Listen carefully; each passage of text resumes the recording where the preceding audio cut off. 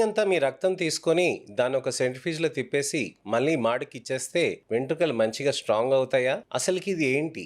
దీన్ని platelet rich plasma అని అంటారు. చాలా మందికి ఎప్పుడు తెలుసుకుంటూ ఉంటారు. పీఆర్పీ చేస్తే జుట్టు వస్తుంది. పైన కిద్దిగా ఇంజెక్షన్స్ అవి ఇస్తే మనకి బెటర్ అవుతుంది అని చెప్పేసి చాలామంది అనుకుంటూ ఉంటారు. అసలు ఈ ప్లేట్‌లెట్ రిచ్ ప్లాస్మా రిసర్చ్ చేస్తే అసలుకి ఎంతొచ్చింది? అసలుకి డాక్టర్లు ఎంత కనుగొన్నారని కూడా ఆలోచిస్తూ ఉంటారు. ప్రపంచవ్యాప్తంగా యూఎస్, యూరోప్‌లో కాకుండా మన దేశంలో కూడా చాలా రిసర్చ్ జరిగిందండి ప్లేట్‌లెట్ రిచ్ ప్లాస్మా మీద. అది ఎంతవరకు మన జుట్టుకి పెరుగుదలకి బెనిఫిట్ అవుతుంది అనే దాని గురించని ఇవాళ నేను మీకు వివరిస్తాను. రిసర్చ్‌తో పాటు క్లినికల్ ఎక్స్‌పీరియన్స్ కూడా చాలా ఇంపార్టెంట్.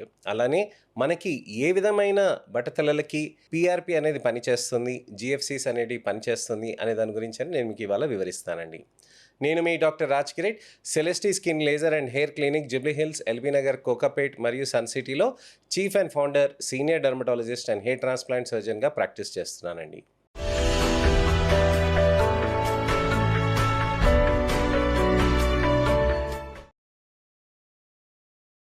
బట్టతలలు వచ్చినప్పుడు మనకి ట్రీట్మెంట్స్ అనేటివి అనేకంగా వినిపిస్తూ ఉంటాయి. మినాక్సిడిల్ అని చెప్పి, బయోటిన్ సప్లిమెంట్స్ అని చెప్పి, అలానే న్యూట్రిషనల్ సప్లిమెంట్స్ అని చెప్పి, ట్రాయా అని చెప్పి, ఇలాంటి అనేక రకమైన మందుల గురించి అని చెప్తూ ఉంటారు. కానీ అది వాడినాక కూడా రిజల్ట్స్ రాకుండా ఉంటాయి. మరి అలాంటప్పుడు ఏం చేయాలి అని అడుగుతారు. పీఆర్పీ థెరపీస్ అనేటివి చాలా మంచిదండి. ఇది రిసర్చ్ ఓరియంటెడ్ థెరపీస్ అనమాట. అంటే ఏదో మనం అలా చెప్పేసి ఫ్యాన్సీగా ట్రీట్మెంట్స్ చేయటం అని కాదండి.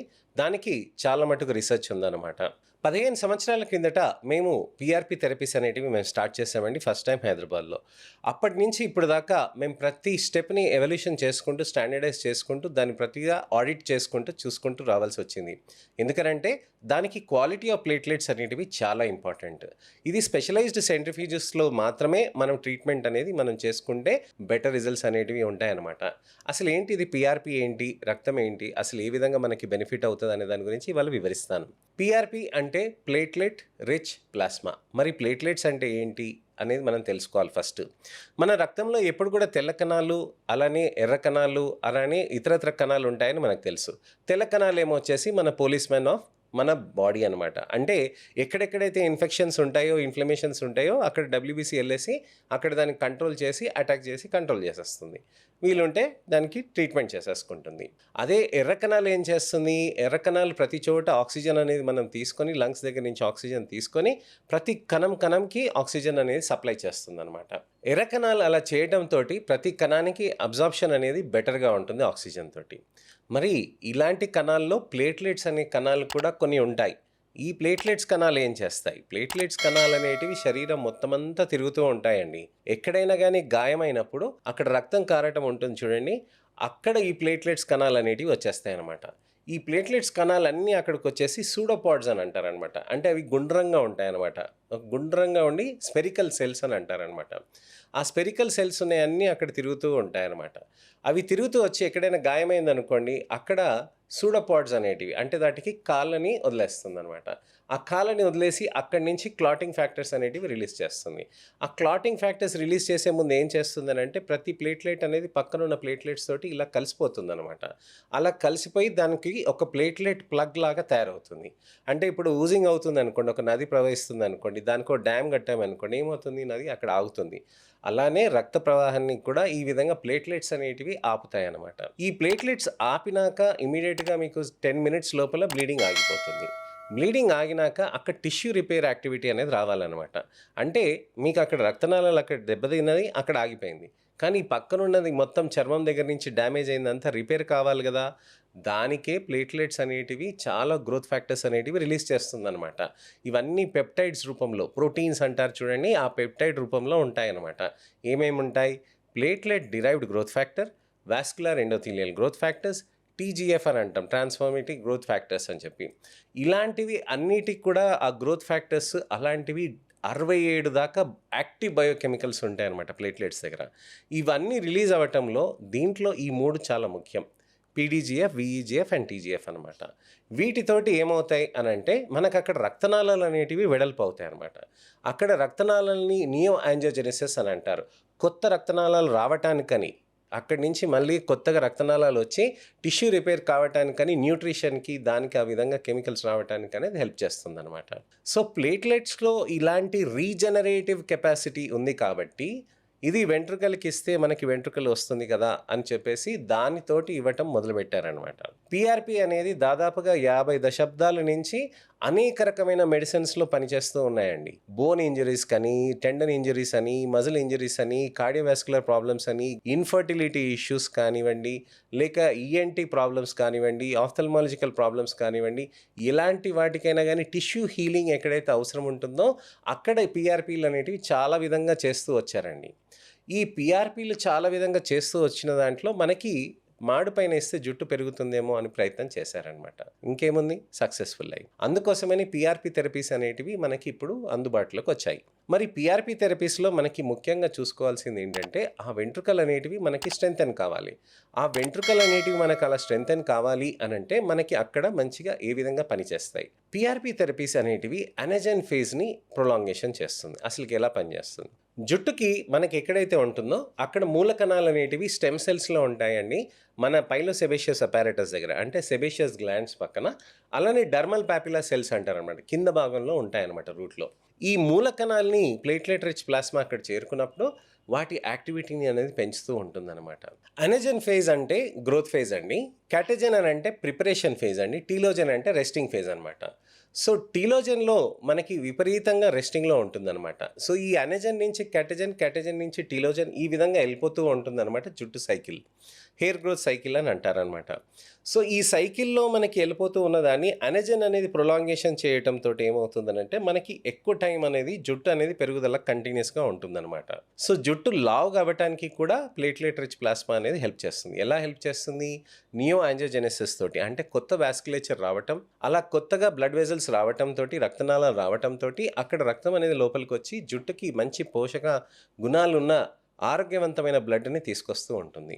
అలా తీసుకురావటంతో జుట్టులో మంచిగా ఆక్సిడెంట్ యాక్టివిటీ ఏదైతే ఉంటుందో దాన్ని అంతా న్యూట్రలైజ్ చేసేసి మంచి బెనిఫిట్ అయ్యేటట్టుగా చేసేటప్పటికి హెల్తియర్ సరౌండింగ్ మైక్రోబయోమ్ అనేది తయారు చేస్తుందన్నమాట పిఆర్. అలా తయారు చేయటంతో జుట్టుకి మంచి పోషక గుణాలు అన్నీ వచ్చేసాయి అనుకోండి, ఏమవుతుంది, ఇంకా మంచిగా పెరుగుతుంది అనమాట. సో ఈ విధంగా పిఆర్పి అనేది మనకి బెనిఫిట్ అవుతుంది. సో పిఆర్పి అనేది రీసెర్చ్ చేశారా, ఎన్నో ర్యాండమైజ్డ్ కంట్రోల్ ట్రయల్స్ అంటారు, హైయెస్ట్ లెవెల్ ఆఫ్ స్టడీస్ అని అంటారు. ఇలాంటివి 40 పైగా ర్యాండమైజ్డ్ కంట్రోల్ ట్రయల్స్ అనేటివి ఉన్నాయి. ఇది చాలా మంచి రీసెర్చ్ వాల్యూ ఉన్నాయి అనమాట. అనెక్డోటల్ రిపోర్ట్స్ ఇలాంటివి కూడా చాలా చేశాం. నేను కూడా ఒక పిఆర్పి పేపర్ని పబ్లిష్ చేశాను ఇంటర్నేషనల్ జర్నల్లో. సో ఇలాంటి జర్నల్స్లో మనం పబ్లిష్ చేసిన దానికి ఏంటంటే సైంటిఫిక్ ఎవిడెన్స్ ఉన్నట్టుగా, పియర్ యాక్సెప్టెన్స్ ఉన్నట్టుగా రీసెర్చ్లో మేము పాల్గొన్నాం కూడా. పీఆర్పీలో ప్రతి అడుగు ప్రతి కణం గురించి అని మేము రీసెర్చ్ చేస్తూనే ఉంటామండి. ఎందుకనంటే అది చాలా ఇంట్రెస్ట్ మాకు. ఎందుకనంటే పీఆర్పీ తోటి వెంట్రుకలు అనేటివి న్యాచురల్ థెరపీస్ తోటి గ్రో అవుతూ ఉంటాయి. సార్ ఇప్పుడు పీఆర్పీ థెరపీస్ గురించి అని మనం తెలుసుకున్నాం. పీఆర్పీ థెరపీస్ గురించి మనం తెలుసుకున్నాక దానితో పాటు మనం ట్రీట్మెంట్ ఎలా చేస్తాం, మనం ఉట్టి అదొక్క పీఆర్పీ థెరపీ చేసుకుంటే చాలా అని అంటారు. నా దగ్గర కేవలం పీఆర్పీ థెరపీస్ చేసుకుంటున్న వాళ్ళు ఉన్నారండి, ఎటువంటి మందులు తీసుకోకుండా ఉన్న వాళ్ళు ఉన్నారు. ఎందుకనంటే వాళ్ళకి మినాక్సిడిల్ పడకుండా ఉండటం, డిటాస్టరైడ్ ఇబ్బందికరంగా ఉండటం, అలానే మినాక్సిడిల్ టాపికల్ అప్లికేషన్ కానీ ఓరల్గా ఇబ్బంది ఉండటం, న్యూట్రిషనల్ సప్లిమెంట్స్ కూడా ఎక్కువగా తీసుకోలేకుండా ఉండటం, అలాంటి వాళ్ళు చాలా అరుదుగా ఉంటారు. కానీ వాళ్ళల్లో కూడా పీఆర్పీ అనేది బెనిఫిట్ అవుతుందన్నమాట. సో ఇలాంటి సందర్భాలు కూడా మాకు ఉన్నాయి. ఎంతోమంది పీఆర్పీస్ని కాంబినేషన్ థెరపీస్లో తీసుకుంటూ ఉంటారు. మినాక్సిడిల్, డిటాస్టరైడ్ ఇలా తీసుకోవడంతో మనకి జుట్టు అనేది ఇంకా మంచిగా బెటర్ రిజల్ట్స్ అనేటివి ఉంటాయన్నమాట. సార్ నాకు పూర్తిగా బట్టతల ఉంది, పక్కన క్లినిక్లో నాకు పీఆర్పీస్ చెప్పారు, నేను ఒక 6 సెషన్స్ చేయించుకున్నాను, నాకు రాలేదు అని అంటారు.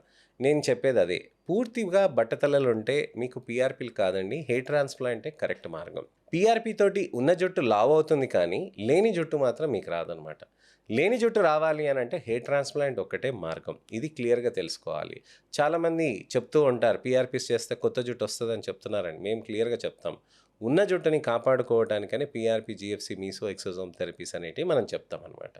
సార్ ఇదంతా బాగుంది, పీఆర్పీ ఎప్పుడెప్పుడు చేయిస్తారు? పీఆర్పీ అనేది మనం 15 రోజులకు ఒకసారి కానివ్వండి, 10 రోజులకు కానివ్వండి, లేకపోతే నెలకు ఒకసారి కానివ్వండి, 2 నెలలకి 3 నెలలకు ఒకసారి కూడా మనం చేసుకోవచ్చు అనమాట. సార్ పీఆర్పీ తోటి ఇతరత్ర కాంబినేషన్ చేయవచ్చా అని అడుగుతూ ఉంటారు. పీఆర్పీ తోటి మనం మీసోథెరపీ కానీ, పీఆర్పీ తోటి మనం ఎక్సోజోమ్ థెరపీస్ కానీ, అలాంటివి ఇతరత్ర DRS 1512 గానీ, PP88 థెరపీస్ కానీ ఇలాంటి అనేక రకమైన థెరపీస్ మనం కాంబినేషన్ చేయొచ్చు. లో లెవెల్ లేజర్ థెరపీ అని ఉంటుందనమాట. క్యాప్స్ ఏసుకునేటివి. అవి కూడా మనం చేసుకోవచ్చు. PRP చేయించుకుంటామండి. ఇంటికెళ్ళేసి మనం వారంలో 2 రోజులు అది క్యాప్ థెరపీస్ కూడా చేసుకుంటూ ఉంటే బెటర్ రిజల్ట్స్ అనేటివి ఉంటాయన్నమాట. సో, ఈ విధమైన ట్రీట్మెంట్స్ అనేటివి మనం చేయటంతోటి మనకి బెటర్ రిజల్ట్స్ అనేటివి ఎప్పుడూ ఉంటాయి. సార్ నేను PRP 6 సెషన్స్ చేయించుకున్నాను సార్. ఆ డాక్టర్ ఏం చెప్పలేదు. నేను మానేశాను. ఇది చాలా కామన్ ప్రాబ్లమ్‌గా నేను చూస్తూ ఉంటాను. PRP థెరపీస్ చేసుకుంటే మీకు హెయిర్ లాస్‌కి క్యూర్ కాదండి. PRP చేసుకున్నాక మీరు వచ్చిన రిజల్ట్‌ని మీరు ఖచ్చితంగా ముందు మెయింటైన్ చేయాలనమాట. మెయింటైన్ చేయకుండా ఉంటే గనక దానితోటి ఇబ్బందికరంగా మారుతుందనమాట. సో, ఇక్కడ మనం గమనించాల్సింది ఏంటనంటే PRP థెరపీస్ అనేటివి మనం చక్కగా ట్రీట్మెంట్ చేసుకుంటూ ఉంటే బెటర్ రిజల్ట్స్ అనేటివి ఉంటాయి. ఇది పద్ధతి ప్రకారంగా చేసుకోవాలండి. సో, PRP గురించి నేను అన్ని విషయాలు చెప్పాను. ఇంకొక విషయం ఎలా చేస్తారు? ఇంజెక్షన్స్ కదా సార్ అని అంటారనమాట. మొద్దుపరిచే క్రీమ్ పెట్టేసాము. దాంట్లో మనకేంటనంటే ఆ నమ్మింగ్ క్రీమ్ అని తీసేసి దానికి అక్కడ రోలింగ్ చేసేసి మనం మసాజ్ చేసేస్తాం. అలా చేయటంతోటి మనకేమవుతుందనంటే సూక్ష్మంగా డెప్త్ వరకే ఎళ్తుందనమాట. దానికి ఇంజెక్షన్స్ చేస్తే ఏమవుతుంది అనంటే మనకి 1.5-2 mm డెప్త్ దాకా ఎళ్తుంది. సార్ ఇంజెక్షన్స్ అంటున్నారు నా బ్రెయిన్‌కి ఏమైనా ప్రాబ్లమ్ అవుతుందా? అని చాలామందికి సహజంగా డౌట్ వస్తూ ఉంటుందనమాట. మనకి ఎప్పుడైనా కానీ గుర్తుపెట్టుకోండి చర్మం లోపలికి మాత్రమే ఇంజెక్షన్స్ ఇస్తామండి. 1.5-2 mm అనంటే మనకి ఇంత భాగం మాత్రమే. మనకు అంత దాంట్లోకి మనకి ఇక్కడ ఎముక ఉంటుంది గదండీ! ఎముక లోపలికి ఎప్పటికి మనకి PRP ఎళ్ళదు కదండీ! PRP కూడా మీ ఓన్ బ్లడ్డే కాబట్టి చాలా సేఫ్‌గా ఉంటుందనమాట. సో, ఈ విధంగా మనం థెరపీస్ అనేటివి మనం చేసుకుంటూ పోతూ ఉంటే మనకి బెటర్ రిజల్ట్స్ అనేటివి మనకి సాధ్యమవుతూ ఉంటుందండి. సో, ఇదండి విషయం. PRP థెరపీస్ అనేటివి మనకి ఎఫెక్టివ్‌గా ఉంటుందండి. సేఫ్‌గా ఉంటుందండి. బెనిఫిట్‌గా ఉంటుంది.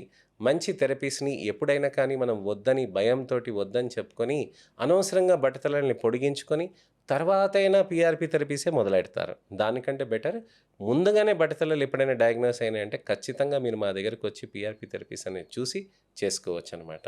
హైలీ క్వాలిటీ రెఫ్రిజిరేటెడ్ సెంట్రిఫ్యూజెస్‌లో చేస్తేనే మీకది మంచి క్వాలిటీ PRPస్ అనేటివి వస్తాయన్నమాట. సో, ఇదండి విషయం. ఇంకేమైనా సందేహాలు కానీ, అపోహలు కానీ, ప్రశ్నలుంటే గనక తప్పకుండా మీరు కామెంట్ సెక్షన్‌లో పెడితే దానికి తగ్గట్టుగా నేను మీకు వీడియో రిప్లై కానీ, టెక్స్ట్ రిప్లై కానీ చేస్తాను. నెక్స్ట్ ఇన్ఫర్మేషనల్ అవేర్‌నెస్ వీడియోతోటి మళ్ళీ నేను మీ ముందుకు రావాలంటే నా ఛానల్‌ని సబ్స్క్రైబ్ చేసుకోండి. నోటిఫికేషన్ బటన్ నొక్కండి. అలానే నా వీడియోస్‌ని లైక్ చేసి, షేర్ చేసి, హైప్ చేయండి. నా ఈ అవేర్‌నెస్ క్యాంపెయిన్‌లో పాలుపంచుకొని మీ మిత్రులకి, శ్రేయోభిలాషులకి, చుట్టాలకి, వాళ్ళ పిల్లలకి, వాళ్ళ పెద్దలకి ఎవరికైనా గానీ హెయిర్ లాస్ ప్రాబ్లమ్స్ ఉన్నాయనంటే ఖచ్చితంగా పంపించండి. నా ఓల్డెస్ట్ పేషెంట్ వచ్చేసి 67 ఇయర్స్ అండి. హెయిర్ లాస్ కోసమని PRP థెరపీస్ తీసుకున్నారు. అలాంటి వాళ్ళు అనేక మంది ఉంటారు. హెయిర్‌కి సంబంధం లేదండి. జుట్టు పుష్కలంగా ఉంటే వాళ్ళకి కాన్ఫిడెన్స్ లెవెల్స్ అనేటివి పుష్కలంగా ఉంటాయి. ఇదండి విషయం. నెక్స్ట్ వీడియోలో మళ్ళీ కలుస్తాను. అంతవరకు సెలవు.